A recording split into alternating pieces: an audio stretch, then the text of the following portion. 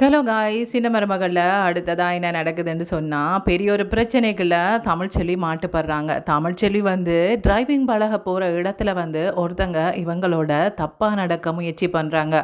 ஆனால் தமிழ்ச்செல்வி இங்கே பாருங்கள், நீங்கள் ஏதாவது சொல்லணுமென்னு சொன்னால் சொல்லுங்கள், நானே வந்து அதை எப்படி பண்ணுறன்றதை பண்ணுறேன்ற மாதிரி வந்து சொல்கிறாங்க. இல்லைங்க, இங்கே பாருங்கள், நீங்கள் என்ன ஒரு சகோதரமாக நினச்சிக்கொள்ளுங்க, இப்படியெல்லாம் நீங்கள் பயப்பட தேவையில்லைன்ற மாதிரி வந்து சொன்னோன்னே தமிழ்ச்செல்வி அதை பெருசுப்படுத்தாமல் விட்டுட்டாங்க. ஆனால் இவங்க யார், எங்கேருந்து வந்திருக்கிறாங்க என்ற மாதிரியெல்லாம் விசாரிக்கிறாங்க. இவங்க ஒரு மெடிக்கல் ஸ்டூடெண்ட், ரொம்ப வந்து அமைதியான பொண்ணாக இருக்கிறாங்க, ரொம்ப நல்ல பொண்ணாக இருக்கிறாங்களே என்ற மாதிரி வந்து பார்க்குறாங்க. அவங்க இவங்களுக்கு சொன்ன விஷயம் வேறு, ஆனால் அவங்க இவங்களை நோட் பண்ணுற விஷயம் வேறு. இவங்க வந்து லவ் பண்ணுற மாதிரியும் இந்த பொண்ணை வந்து எப்படியாவது நல்ல மாதிரி நடித்து ஏமாத்திடணும் என்ற மாதிரி வந்து நினைக்கிறாங்க. ஆனால் வந்து தமிழ்ச்செல்வி சரி, அவங்க ஒரு சகோதர மாதிரி தானே சொன்னாங்க, அதுக்காக நான் இந்த மாதிரியெல்லாம் கோவப்படக்கூடாது என்ற மாதிரி வந்து நினச்சிட்டு போயிட்டாங்க. அவங்கள்ட வீட்டில் வந்து ஒரு கார் நிற்குது, எப்படியாவது வந்து அவங்க அந்த கார் ஓட்ட பழகணுமென்றதை நோக்கமாக வச்சிருக்கிறாங்க. சேது வந்து அழகரோட நன்மைக்காகவும் மீனாட்சியோட நன்மைக்காகவும் அந்த காரை வாங்கி கொடுத்துருக்குறாங்க. ஆனால் இந்த காராலேயே பெரிய ஒரு பிரச்சனை இவங்களுக்கு வரப்போதுன்றதை சேது வந்து அறிஞ்சிருக்கல. இப்போ வந்து இவங்க என்ன பண்ணுறாங்கன்னு சொன்னால் தமிழ்ச்செல்வியோட நம்பரை வந்து எடுக்கிறாங்க. எடுத்துகிட்டு தமிழ்ச்செல்விக்கு வந்து ஃபோன் பண்ணுறாங்க. யார் இது, புது நம்பராக இருக்குது என்றுட்டு சரி பாப்பம் எடுத்து பாப்பமென்று பார்த்தா இந்த டிரைவிங் கிளாஸில் இவங்களுக்கு கார் பழக்கிறவங்க தான் எடுக்கிறாங்க. யார் நீங்கள், புதுசாக இருக்குது நம்பர் என்று கேட்கும்போது, அம்மாடி இங்கே பாரம்மா, நான் இன்றைக்கு உனக்கு கார் ஓட்ட சொல்லி தந்தேன் இல்லையா, அவங்க தான் என்ற மாதிரி வந்து சொல்லிட்டு தன்னோட பேரை வந்து சொல்கிறாங்க. இந்த நேமை வந்து சேவ் பண்ணி வையுங்க, நான் தான் உங்களுக்கு கார் ஓட்ட சொல்லி தந்தேன்ல என்ற மாதிரி வந்து சொல்கிறாங்க. நீங்களா, எதுக்கு கால் பண்ணீங்க? இல்லைம்மா, நாளைக்குமே கிளாஸுக்கு வாங்க, ஒவ்வொரு நாளும் கிளாஸுக்கு வந்தால் தான் உங்களுக்கு வந்து அது டச்சில் இருக்கும், அதுக்கப்புறமா தான் ஈஸியாக நீங்கள் கார் ஓட்ட கற்றுக்கொள்ளலாம்.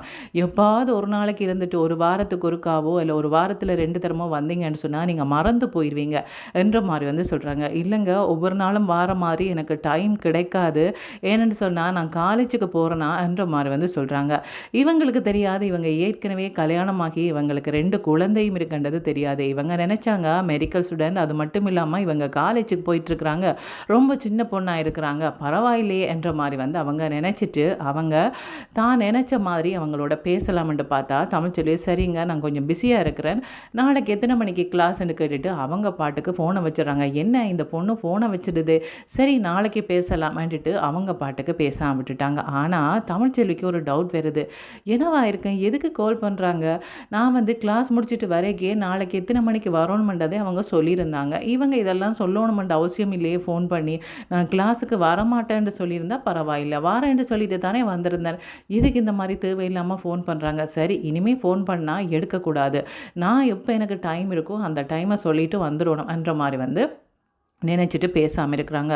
அங்கே நிறைய பேர் வந்திருந்தாங்க. அவங்களில் 1-2 பேர்கிட்ட நம்பரை வந்து தமிழ்ச்செல்வி வாங்கிட்டு வந்திருந்தாங்க. அவங்களுக்கு கால் பண்ணி கேட்குறாங்க, நீங்கள் எல்லாம் நாளைக்கு வருவீங்களான்னு கேட்கும்போது அதில் ஒருத்தவங்க சொல்கிறாங்க, ஆமாம் நான் வருவேன்ற மாதிரி வந்து ஒரு லேடி சொல்கிறாங்க. ஒரு லேடி சொல்கிறாங்க, இல்லையே எனக்கு நாளைக்கு கிளாஸ் இல்லைன்ற மாதிரி வந்து சொல்கிறாங்க, நான் ஏற்கனவே வந்து இந்த வாரம் நிறைய தடவை வந்து வந்துட்டேன், அதனால் நாளைக்கு நான் வரமாட்டேன்ற மாதிரி வந்து சொல்கிறாங்க. அப்படியா என்றுட்டு சரி நீங்கள் என்ன டைம் வருவீங்கன்ட்டு கேட்டுட்டு அவங்களோட டைமுக்கு இவங்க போகலாம் பார்க்குறாங்க. இவங்களை 8 மணிக்கு வர சொல்லியிருக்கிறாங்க, மற்ற கேளை வந்து அவங்கள அந்த லேடியை வந்து 10 மணிக்கு வர சொல்லியிருக்கிறாங்க. சே நான் நாளைக்குமே தனியாக தான் போகணும் போல இருக்கே என்ற மாதிரி வந்து நினச்சிட்டு இருக்கிறாங்க.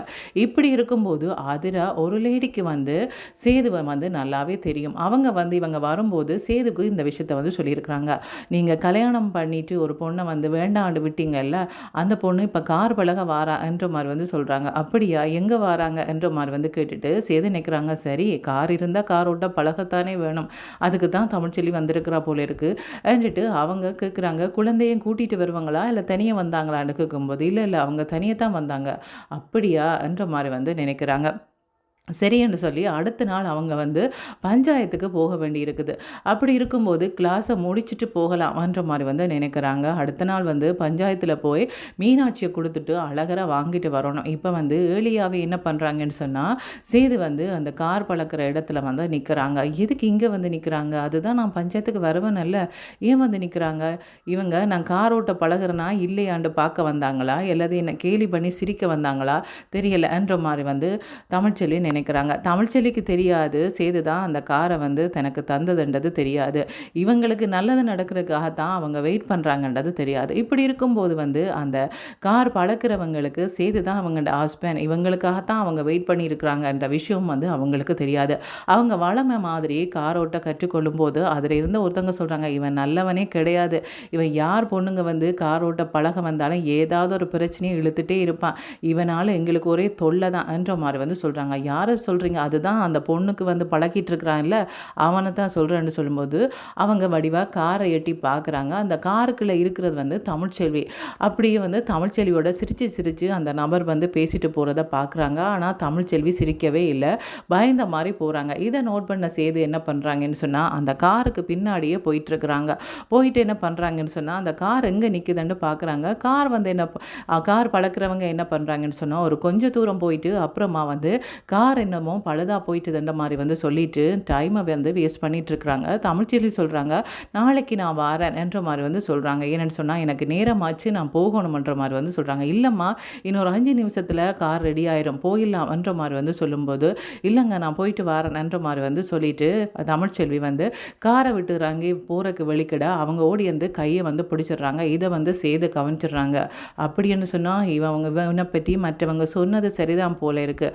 அது சரி, எதுக்கு இவங்க வந்து கையை பிடிக்கணும்ன்ற மாதிரி வந்து பார்க்குறாங்க. தமிழ்ச்செல்வி, விடுங்க கையை, எதுக்கு கையை பிடிங்கிறீங்கன்னு சொல்லும்போது இல்லைம்மா, காரை வந்து திருத்திடுவேன், 5 நிமிஷத்தில் திருத்தின அப்புறம் நீங்கள் பழகிட்டு போகலாம் தானே, அங்கேருந்து வந்திருக்கிறீங்க, நீங்கள் காலேஜுக்கு வேற போகிற, நீங்கள் உங்களுக்கு டைம் வேற கிடைக்காது இல்லையா, உங்களோட நல்லதுக்கு தானே சொல்கிறேன்ற மாதிரி வந்து சொல்கிறாங்க. இதை பார்த்த சேது கிட்ட வந்துட்டாங்க. என்ன என்ன வம்பு பண்ணிகிட்ருக்கிறியா, என்ன நினச்சிட்ருக்கிற, கேட்குற காலையில் என்னவாவது பண்ணலான்னு நினச்சியா, என்னங்க இப்படி வந்து மிரட்டுறீங்க, அந்த பொண்ணு கார் பழக வந்திருக்குது, நான் தான் கார் பழக்கிறேன்னா, அப்படி இருக்கும்போது கார் வந்து பழுதடைஞ்சு நிற்கிது, இன்னும் 5 நிமிஷத்தில் சரியாயிடும், நீங்கள் எங்கே வந்து ஏறினீங்களோ அந்த இடத்துலேயே கொண்டு போய் விட்டு விடுறேன்னு சொன்னேன், அதுதான் சொன்னேன், மற்றபடி நான் எதுவும் பேசலையே, அது சரி நீ யார் இதெல்லாம் கேட்குறதுக்கு என்ற மாதிரி வந்து சொல்கிறாங்க. சொல்லும்போது சேது அமைதியாக நிற்கிறாங்க.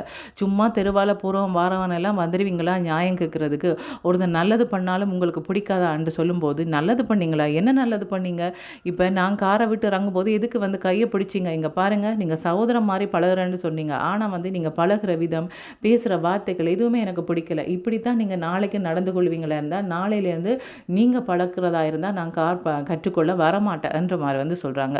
இப்படி சொல்லும்போது தமிழ்ச்செல்வியை பார்த்து சேது கேட்குறாங்க, ஏன் இவங்க என்ன பண்ணாங்கன்னு சொல்லும்போது, இல்லை நேற்று கார் பழகும்போது வந்து இவங்க கை மேலே கையை வச்சாங்க, நான் கை எடுக்க சொன்னோன்னே சகோதரம் மாதிரி பழகுறேன்னு சொன்னாங்க, இன்றைக்கு வந்து கையை பிடிக்கிறாங்க, எதுக்கு வந்து கையை பிடிக்கணும்ன்ற மாதிரி வந்து சொல்கிறாங்க. என்னம்மா நீ ஒரு சகோதரம் மாதிரி பழகுறேன்னு சொல்லினதுக்கப்புறம் இப்படி நீ சந்தேகப்படலாமா என்று சொன்னோன்னா சேதுக்கு கோவம் வந்துடுது. அவங்க அடிச்சுட்டு என்ன சொல்கிறாங்கன்னு சொன்னால், இங்கே பாரு இந்த சேட்டையெல்லாம் அவங்களோட வச்சுக்கொள்ளாது, அவங்க யாருன்னு கேட்டு பார்த்தேன்னு சொன்னால் நீ மிரண்டு போடுவேன் என்ற மாதிரி வந்து சொல்லிட்டு, தமிழ்ச்செல்வி இனிமேல் இவங்க கார் ஓட்டுறதா இருந்தால் நீ இவங்கள்ட்ட நீ பழக வேண்டாம், நீ வேறு யாராவது கார் ஓட்டுறவங்கள்ட்ட பழக சொல்லு, இல்லை இல்லை என்று சொல்லி இவங்களே திரும்ப திரும்ப அவங்க அனுப்புவங்களாக இருந்தால் நீ இந்த இடத்துல கார் பழக வேண்டாம், நான் வேறு எங்கேயாவது உனக்கு அரேஞ்ச் பண்ணி தரேன், நீ அங்கே போய் பழகு என்ற மாதிரி வந்து சொல்கிறாங்க. கார் பழகிறதுக்கு முன்னாடி இவங்க யார் எப்படிப்பட்டவங்கலாம் தெரிஞ்சு கொள்வது இல்லையா என்ற மாதிரி வந்து சொல்கிறாங்க. இப்போ தமிழ்ச்செல்வி நிற்கிறாங்க, இவங்க ஃபோன் பண்ண விஷயத்த சொல்லலாமா வேண்டாமா என்று நினச்சிட்டு அவங்க அந்த விஷயத்தையுமே சொல்கிறாங்க. வீட்டுக்கெல்லாம் ஃபோன் பண்ணுறாங்க, என்ன பிரச்சனைன்னு தெரியல, இங்கே பாருங்கள் இனி வீட்டுக்கு ஃபோன் பண்ணுற வேலையெல்லாம் வச்சுக்கொள்ளக்கூடாதுன்ற மாதிரி வந்து நினச்சோன்னே தமிழ்ச்செல்வியை பார்த்து செய்து சொன்னாங்க, நீ இனிமேல் வந்து கார் பழகவே வர வேண்டாம், வேறு இடத்துக்கு போகலான்ற மாதிரி வந்து சொல்லிட்டு தன்னுடைய காரில் ஏற்றிட்டு போகிறாங்க. நல்ல வேளை நான் வந்ததுச்சே, இப்படிப்பட்டவன்கிட்ட எப்படி கார் பழகிறது, இவன் கார் பழகிறதுக்கு இடையில மற்றவங்களுக்கு பிரச்சனையை தான் கொடுத்துட்டு போவான்ன்ற மாதிரி வந்து சொல்கிறாங்க. சரி இப்போ பஞ்சாயத்துக்கு போகணும் இல்லையா, வீட்டை போய் வந்து மீனாட்சியை கூட்டிகிட்டு போகலாம்ன்ற மாதிரி வந்து மீனாட்சிக்கு யார் தமிழ்ச்செல்விக்கு சொல்கிறாங்க. சரின்னு சொல்லி தமிழ்ச்செல்வியும் வந்து மீனாட்சியை கூட்டிகிட்டு போகிறக்கா வராங்க. இங்கே வந்து ஐஸ்வர்யா என்ன பண்ணுறாங்கன்னு சொன்னால் சேதுக்கு கால் பண்ணுறாங்க, தனக்கு உடம்பு முடியலைன்னு சொல்கிறாங்க. அதுக்கு வந்து சேது சொல்கிறாங்க, உடம்பு முடியலையா, ஹாஸ்பிட்டலுக்கு போக வேண்டியது தானே, என்ன ஐஸ்வர்யா சின்ன குழந்தை மாதிரி எனக்கு ஃபோன் பண்ணிகிட்ருக்கிறன்ற மாதிரி வந்து கேட்குறாங்க. என்னங்க நீங்கள் உங்களுக்கு சொல்லாமல் நான் வேறு யாருக்கு சொல்கிறது, உடம்பு முடியலைன்னு சொன்னால் இதுதான் பதில் சொல்லுவீங்களா, ஒரு வார்த்தை கேட்க மாட்டிங்களா, ஏன் என்னாச்சு ஏதாச்சு, இன்னத்துக்காக உனக்கு உடம்பு முடியாமல் இருக்குன்னு கேட்க மாட்டிங்களா, நான் வந்து ஹாஸ்பிட்டலில் கூட்டிகிட்டு போகிறேன்ற மாதிரி வந்து சொல்ல மாட்டிங்களா, ஏன் இப்படி அலட்சியப்படுத்துறீங்க, என்னில் இந்த வீட்டில் பாசம் காட்டுறதுக்கு யார் இருக்கிறாங்க, உங்களை நம்பித்தானே நான் இந்த வீட்டுக்கு வந்தேன், நீங்கள் இப்படி அலட்சியம் காட்டலாமா என்ற மாதிரி வந்து கேட்குறாங்க. எங்கள் பாரு ஐஸ்வர்யா, என்னை கோவிக்காத பையா ஐஸ்வர்யா, நான் நான் வந்து இன்றைக்கு பஞ்சாயத்துக்கு வந்திருக்கிறேன். இன்றைக்கு மீனாட்சியை கூட்டிகிட்டு வரணும் இல்லையா, அழகரை கொடுத்துட்டு அதுக்காகத்தானே வந்திருக்கிறேன்ற மாதிரி வந்து சொல்கிறாங்க. அழகரை நல்லா தானே நீங்கள் பார்த்துக்கொள்கிறீங்க, நானுமே அழகரை நல்லா தானே பார்த்துக்கொள்கிறேன். அழகரில் மீனாட்சியில் வச்ச பாசத்தில் கொஞ்சமாவது என் மேலே வைக்கக்கூடாதா, வச்சா என்ன குறைஞ்சா போயிடுவீங்க என்ற மாதிரி வந்து அழுகிறாங்க. அழாத ஐஸ்வர்யா, நான் வந்துடுவேன், மீனாட்சியை வாங்கிட்டு வந்துடுவேன்ற மாதிரி வந்து சொல்கிறாங்க. இனிமேல் அங்கே போன பிறகு ஐஸ்வர்யா என்ன பிரச்சனை எடுக்க போகிறாங்களோ தெரியலை. இங்கே வந்து இனிமேல் வந்து தமிழ்ச்செல்வியை வந்து கார் பழக போக வேண்டாம், நான் வேறு ஒரு இடத்துக்கு சொல்கிறேன், அந்த இடத்துக்கு போகின்ற மாதிரி வந்து சொல்லியிருக்கிறாங்க. அதுக்கப்புறமா வந்து தமிழ்ச்செல்வி அவங்க சொல்கிற இடத்துக்கு போவாங்களா இல்லைன்னு சொல்லி இந்த இடத்துக்கு தான் போகிறாங்களா, என்ன நடக்க போகுதுன்றதுக்கு ஐஸ் வெயிட் பண்ணி தான் பார்க்கணும். ஓகே, தேங்க்யூ, பாய்.